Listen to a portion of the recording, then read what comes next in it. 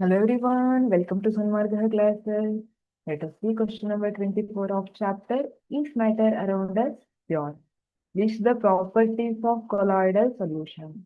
Colloidal solution the properties ಏನೇನಿದೆ? Properties of colloidal solutions are a colloidal is heterogeneous mixture. See, even though they look like homogeneous, they are heterogeneous mixture. ನೋಡ್ಲಿಕ್ಕೆ homogeneous ಅಂತ ಅನ್ಸಿದ್ರು ಅವು heterogeneous ಇರುತ್ತೆ.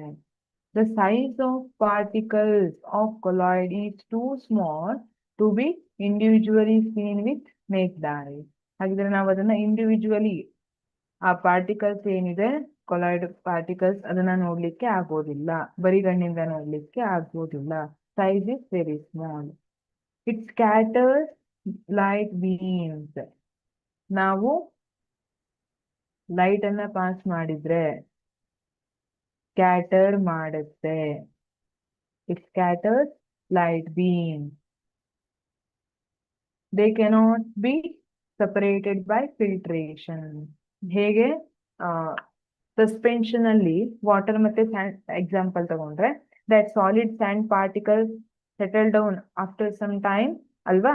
ಆದ್ರೆ milk ಅಲ್ಲಿ ಆ ತರ ಆಗೋದಿಲ್ಲ. ಮಿಲ್ಕ್ ಅಲ್ಲಿ ಕೊಲಾಯ್ಡಲ್ ಪಾರ್ಟಿಕಲ್ಸ್ ಏನಿರುತ್ತೆ, ಕೊಲಾಯ್ಡಲ್ ಪಾರ್ಟಿಕಲ್ಸ್ ಎಲ್ಲ ಯೂನಿಫಾರ್ಮ್ಲಿ ಡಿಸ್ಟ್ರಿಬ್ಯೂಟ್ ಆಗಿರೋದಿಲ್ಲ. ಆಕ್ಚುಲ್ ಆಗಿ ಅವು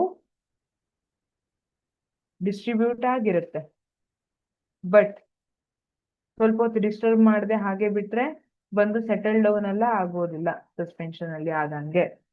so they cannot be separated by filtration. ನಾವು ಫಿಲ್ಟ್ರೇಷನ್ ಇಂದ ಅದನ್ನ ಸಪರೇಟ್ ಮಾಡ್ಲಿಕ್ಕೆ ಆಗೋದಿಲ್ಲ. ಇಲ್ಲಿ